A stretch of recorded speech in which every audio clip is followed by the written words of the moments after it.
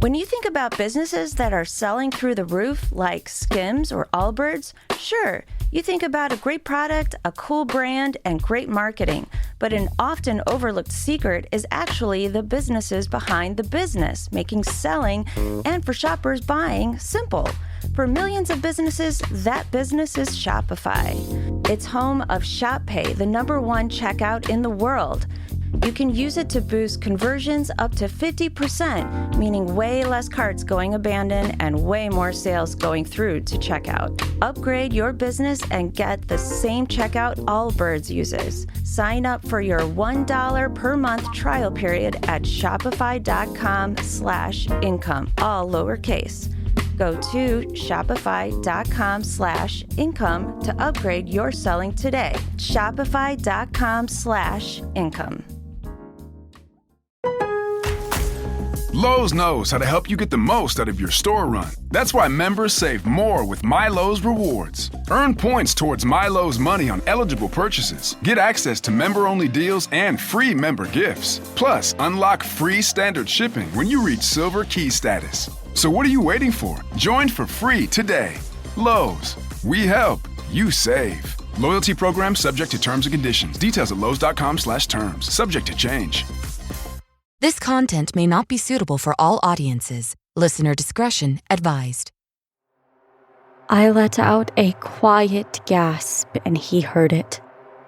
I peeked through the gap in the door, and what I saw will stay with me forever. It was standing, completely motionless, in an inhuman way. We all completely froze and didn't say a word. I know for a fact that I've never been so scared in my life. From killer podcasts, true tales of the occult, otherworldly encounters, unexplainable events. This is Disturbed True Paranormal.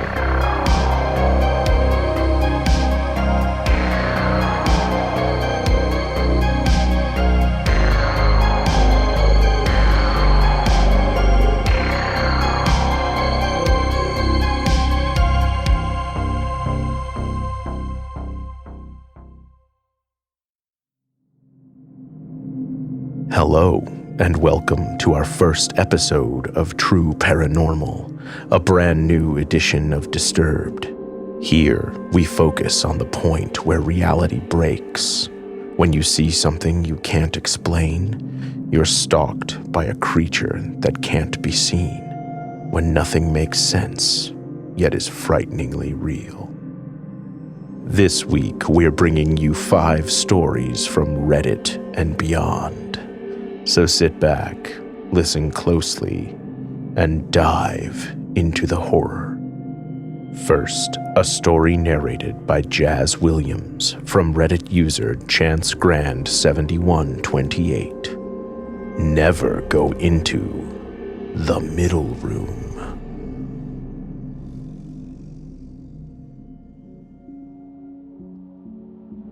I have had countless paranormal and spiritual experiences as a kid, but this one has always stuck with me. When I was around 6 or 7 years old, my mom, older sister, our little puppy, and I were living in my mom's boyfriend's apartment. Now, the apartment had 3 bedrooms. The room on the far left was my sister's and mine. The room on the far right belonged to my mom and her boyfriend Stan, and the room in the middle we called the middle room. We were told never to go into the middle room because it was Stan's mom's room. I still remember her. She was really tall and slender, standing at least 6 feet tall. She looked to be in her 70s with gray, kinky hair. We didn't really see her leave the middle room much, but when she did, she would play games with my sister and me. At first, it was fun. My older sister really seemed to love her. But then, I started getting a dreadful, uncomfortable feeling around her. So I tried to avoid her as much as possible. I think she noticed because she started treating me differently, pinching me when no one was around, pulling my hair, scratching me. Of course, whenever I told my mom, she wouldn't believe me or she would brush it off. To be honest, my mom wasn't the greatest parent. Even our little German Shepherd puppy didn't like her. He would bark and growl at her every time she came out of the room. My mom's boyfriend hated the barking, and he would argue with my mom about it. The fights got so bad that he eventually said, either the dog goes or we all go. So of course my mom gave the dog away. I remember my sister and I crying as we said goodbye to our little Shiloh. Well, one day, we didn't see the old lady at all. I asked my sister where she was, and she just shrugged and said, maybe she doesn't feel like playing today, and then went back to playing leapfrog. I was happy not to see her that day. But later that night, when everyone went to bed as usual, I woke up in the middle of the night because I really needed to use the bathroom. Now, the bathroom was right in front of the middle room, so I couldn't avoid passing by it. But as I walked to the bathroom, I noticed the door to the middle room was slightly ajar with light spilling out into the hallway. I got that bad feeling again, but curiosity overtook me and I just wanted to see what was inside. I peeked through the gap in the door, and what I saw will stay with me forever. The old lady was in there with her back turned to me, and she was twitching in a strange, unnatural way, and her skin was gray like a corpse. She smelled terrible, like rotting flesh, and I just stood there, frozen. Suddenly, she snapped her head toward me, her eyes completely black, and her face looked like it was decaying. I cried and ran back to my room, diving under the covers, and I prayed she wouldn't come to the door. Thankfully, she didn't, but I didn't sleep much that night. Eventually, I dozed off when the sun came up, and when I woke up, my sister wasn't in the room. So I cautiously stepped out, still terrified. I found everyone sitting in the kitchen eating breakfast, but the old lady wasn't there. I ran to my mom. I told her everything I had seen, and Stan gave her a look. And my mom looked angry and said, "Tiara, what are you talking about?" I started crying and pointed at Stan and said, "Your mom." My mom popped me on the arm and yelled at me to apologize. I cried and threw a tantrum because they didn't believe me. Each time I explained it over and over again, and Stan would get madder and madder until finally he stood up, took me by the arm, and dragged me to the middle room and opened the door. There was nobody in there. Just old clothes and jewelry and purses that looked like it belonged to an elderly lady. The room smelled of dust, like no one had been in there for a long time. He dragged me further into the room and pointed to a picture on top of the dresser. In the picture was Stan's mom, but she looked younger. Her hair was black, she had an afro, and she was smiling. He said, "Look, that's my mom. She died 15 years ago." I was so shocked and so scared that I started crying even more. So I was sent back to my room and put in timeout. No matter how many times I told the story, no one ever believed me. The nightmares started soon after. Almost every night, I'd dream of her standing at the edge of my bed, laughing at me. Well, eventually, my mom and Stan had a massive argument and broke up, and we all moved out and went to live with my grandma. But years later, when I was 11 and my sister was 13, I asked her if she remembered that old lady, Stan's mom. To my surprise, she said she'd never seen an old lady back then. She admitted that she only played along because she figured she was my imaginary friend. I did daydream a lot back then as a kid, so I can see why she thought that. Still, even now as an adult, I know what I saw.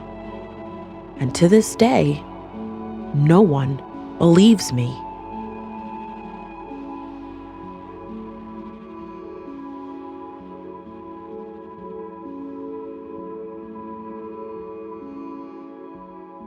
Our next story is told by Catherine Restivo about a deceased coworker who keeps showing up to their shift.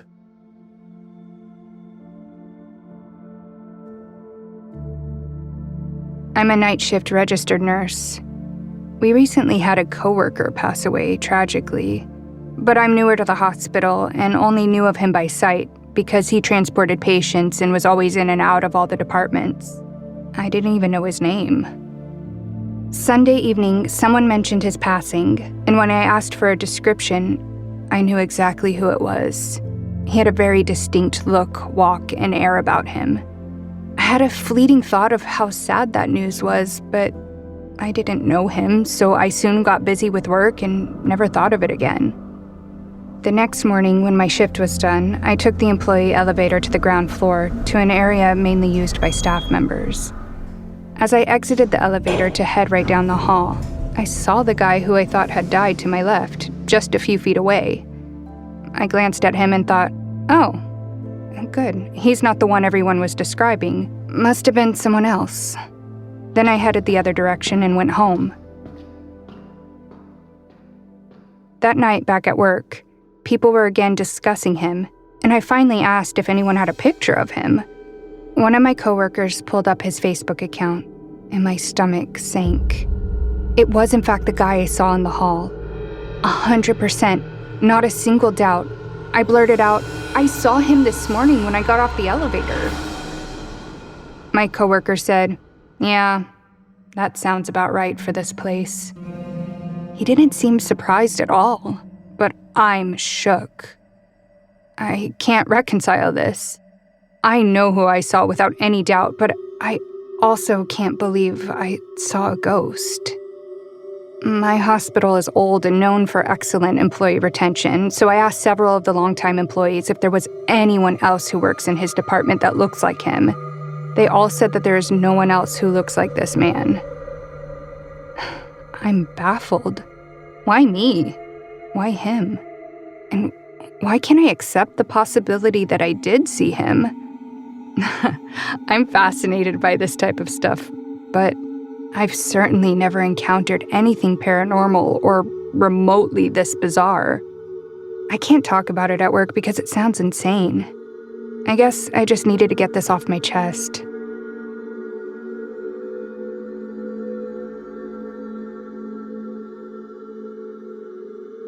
You're listening to Disturbed, True Paranormal. We'll be right back. Look, life is horrendous enough right now. You don't need to be struggling to relax and recover in the meantime. If you think your grandma's special tincture of saline and 50-year-old expired painkillers is the best way to get sleep at night, I promise it's not. CB Distillery is an online store that offers natural plant-based solutions for sleep, stress, and even post-workout pain that actually work. With over 2 million satisfied customers and a 100% money-back guarantee, you can trust their products to be a real solution to those problems. Right now, you can save 20% with promo code DISTURBED at cbdistillery.com. That's cbdistillery.com, promo code DISTURBED, cbdistillery.com. Not available in Idaho, Iowa, and South Dakota. Hey, Fidelity. What's it cost to invest with the Fidelity app? Start with as little as $1 with no account fees or trade commissions on U.S. stocks and ETFs. That's music to my ears. I can only talk. Investing involves risk, including risk of loss. Zero account fees apply to retail brokerage accounts only. Sell order assessment fee not included. A limited number of ETFs are subject to a transaction-based service fee of $100. See full list at fidelity.com/commissions. Fidelity Brokerage Services, LLC, member NYSE, SIPC. Welcome back to the podcast. This story was narrated by Erin Rementer. It looked like my mother.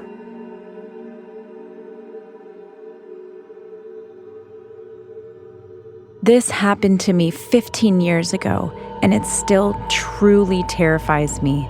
I need answers. Back then, I was still living with my parents. One late morning, I was at home while my dad was at work, and my mom was napping in her recliner in the living room. No one else lived with us, and we had no pets. I was taking a shower, and I'd left the bathroom door wide open into the hallway. The shower didn't have a curtain.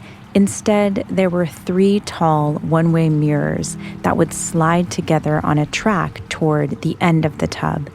At the other end of the tub, in the corner, was shelving for the towels.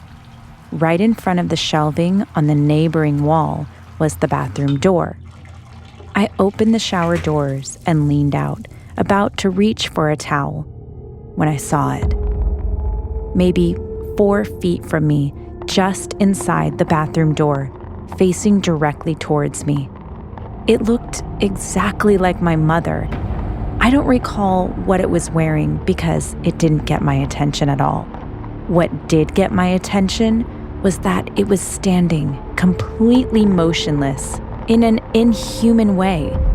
It was standing straight up with its face turned downward and its eyes looking up at me, glaring with a searing expression into my eyes, unblinking. I swear, the aura, the air, the vibes from it were sheer danger, and they were pointedly focused and directed at me. I flew back into the shower, squeezing my eyes shut and flailing my arms in defense. I let out a loud, long, high-pitched scream from the depths of my soul. Then I realized I wasn't being attacked. I opened my eyes, and the entity had vanished. So I froze, holding my breath. If it was walking away, I would have heard it because the hallway floor creaked with every step. I heard nothing. I rushed out toward the hallway and still found no sign of it. I screamed loudly for my mom as I swiftly grabbed a towel and threw it over me, covering my still dripping wet body. My mom didn't respond. I screamed for her again, terrified to peek out down the hallway and into the kitchen. Just beyond that was the living room where my mom had been sleeping. I couldn't understand why she wasn't responding to me. I'd been screaming so loud. With adrenaline still coursing through me, I slowly made my way down the hall, half expecting the thing to jump out at me from the kitchen. But when I made it there and scanned the area, I was in the clear. I could see my mom now, and to add to my shock, horror, and confusion, she was still sleeping in her recliner just as she had been 30 minutes prior. I ran to her and had to shake her to wake her up. She was immediately alarmed by my panicking, and I told her what I'd seen. To this day, I don't know what that thing was. I've thought it over many, many times. It couldn't have been an out-of-body manifestation of her, because why would her intention toward me be so damn menacing? This thing truly wanted to hurt me, and I don't understand how she managed to sleep through all the screaming. She would never normally sleep through something like that. Whatever apparition or entity I'd seen was crystal clear. I made solid eye contact with it for 3 or 4 seconds. I've never hallucinated, I wasn't on drugs, and our gas meter read 0. So what the hell was this thing? I wonder if anyone else has had similar experiences. I'd love to have some idea, any idea of what this was. This can't be real, right? But holy hell, it really was. And I can't be the only one who's seen something like this.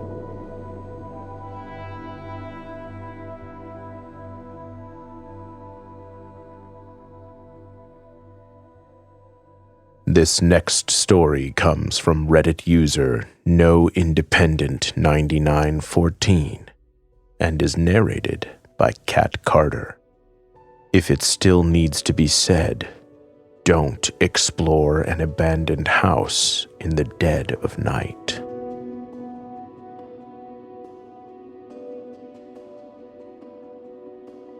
I've been dying to tell my story about my experience in Brenham, Texas, where I went to junior college from 2010 to 2011. My friend Allison and I met some local guys that wanted to show us around the town. So one night, they invited us to some house that they knew was haunted. I absolutely hate being scared. I resolutely said I wasn't going, but honestly, no one cared if I went or not. I decided I would stay in the car. We parked in a Lowe's parking lot, and next door was a huge abandoned lot full of trees and tall grass. If you weren't a local, you'd never even know there was a house back there. As soon as they started walking away, I jumped out of the car and ran to catch up with them. I was scared to go, but I was also scared to stay in the car by myself. As we approached the house, it was so dark that I could barely even see it. The trees were blocking the moonlight. We opened the door, and as soon as we walked in, we saw stairs going up to the second floor. We hadn't even brought a flashlight. iPhones were becoming more popular, and I had just gotten mine, so I let them use my phone for a flashlight. As we started walking upstairs, we heard the loudest sound of what I assumed were combat boots running from one side of the house to the other on the second floor. We all completely froze and didn't say a word. At that moment, my body was truly numb. I know for a fact that I've never been so scared in my life. After pausing for a second, the others continued on as if nothing had happened. When we got upstairs, there was so much junk on the ground. Glass, cards, clothes, blankets. I picked up a piece of paper and saw it was a thank you card from 1920. We opened the closet and there were top hats and clothes from what seemed to be a very long time ago, untouched. Obviously, people had vandalized this place, but there was still stuff from the 20s in this house.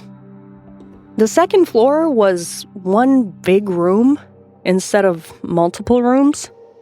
It was filled with bed cots, some of which looked to be stained with blood.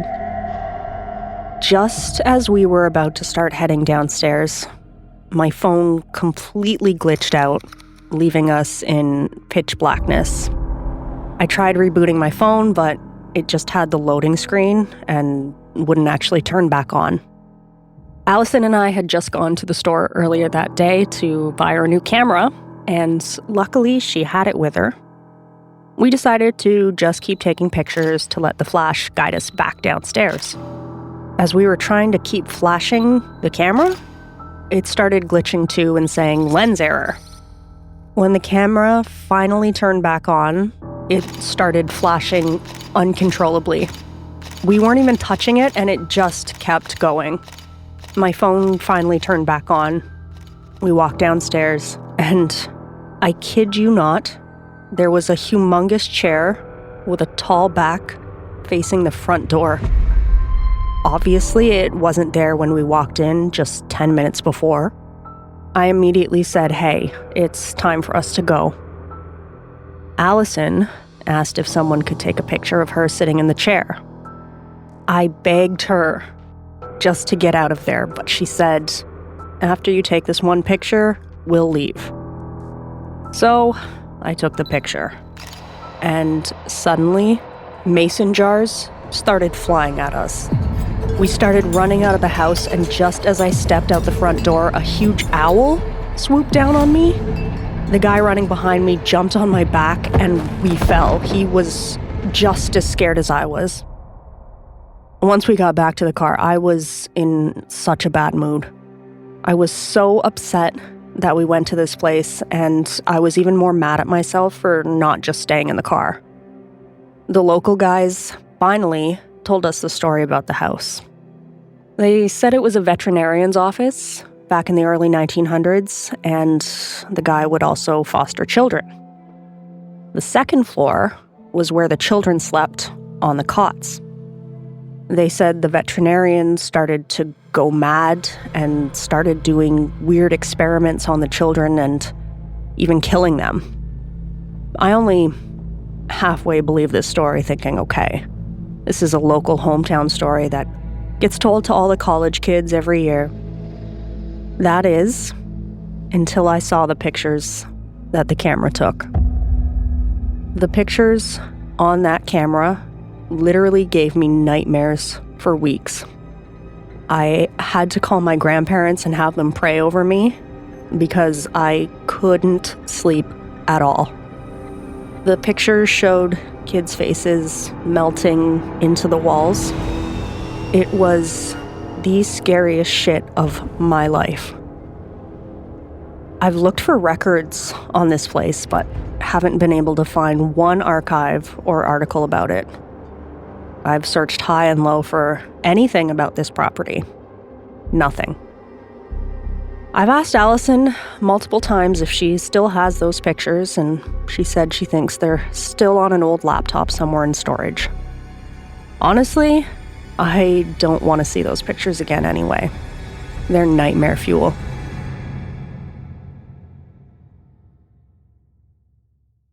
Our final story is narrated by Terra Ashe from r/Paranormal Encounters. Daddy's Home.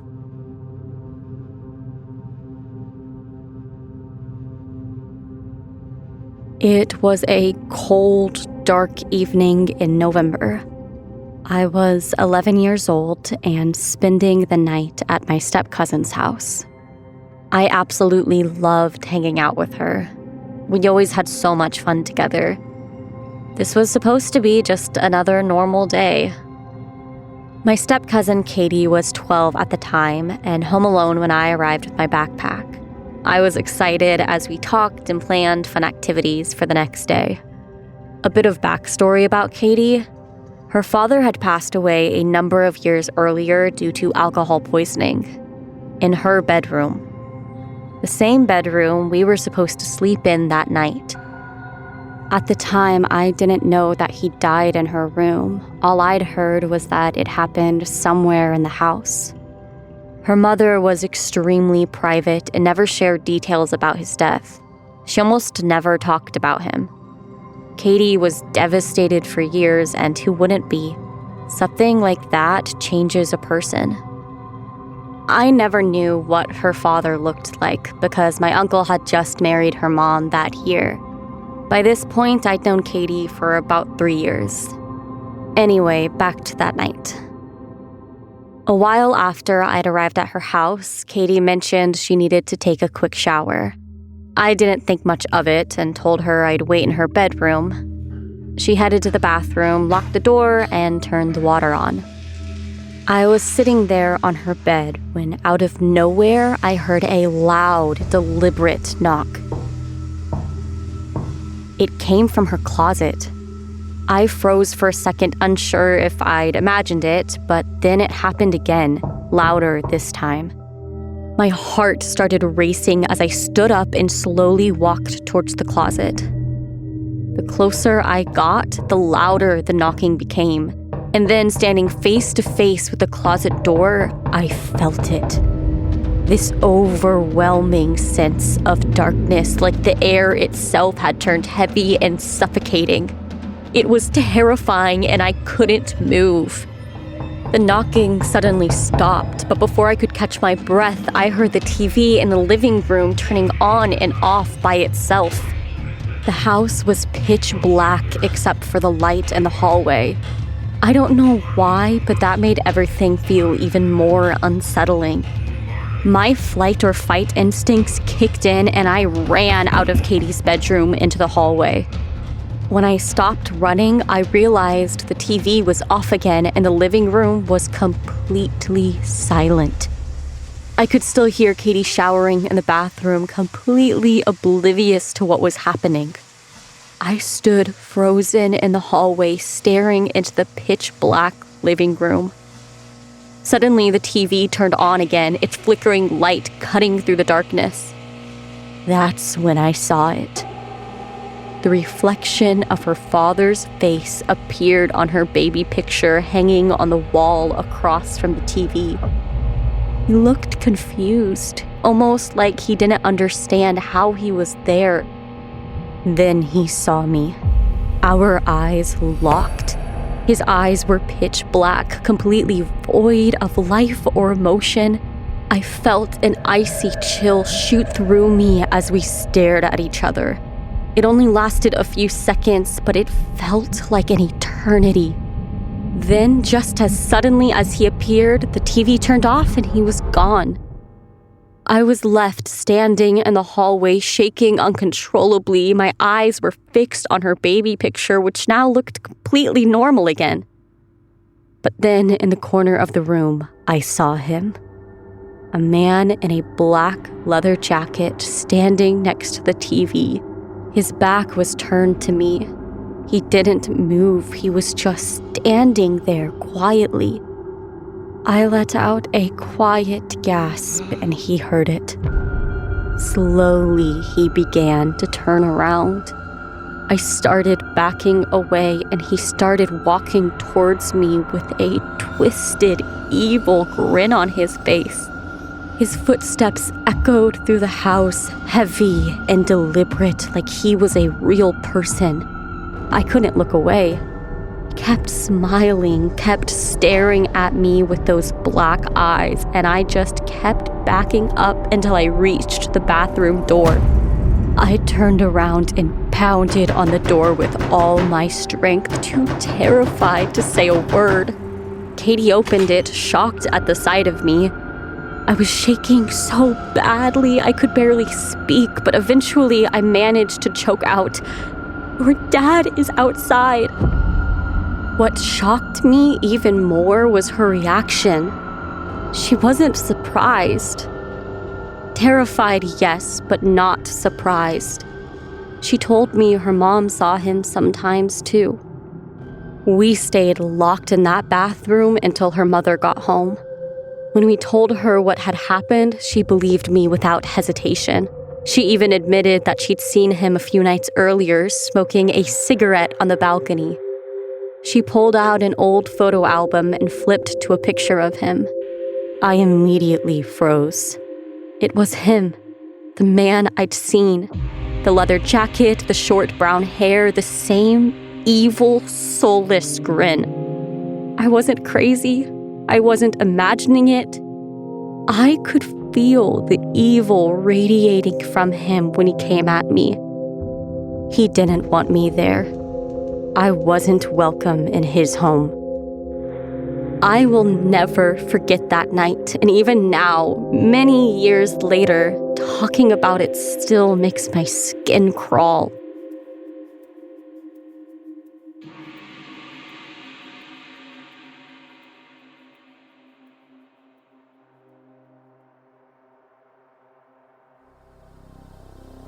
Want more Disturbed? Check out our Patreon for member-exclusive content, early merch access, and other cool perks. I'm your host, Doug Bailey, and this has been Disturbed, a production of Killer Podcasts and part of the Evergreen Network. For more paranormal and true crime shows, visit killerpodcasts.com. Follow our social channels at Disturbed Podcast on Instagram or Disturbed_pod on Twitter. If you enjoyed the show, please consider subscribing and reviewing on your favorite listening platform. Share your own true horror story at disturbedpodcast.com. Music by Epidemic Sound and by Carl Casey at White Bat Audio. Our producer is Elizabeth Flood. Our sound designer and audio engineer is Nathan Corson. Executive producers Bridget Coyne and Noah Fouts. Until next time, stay safe out there.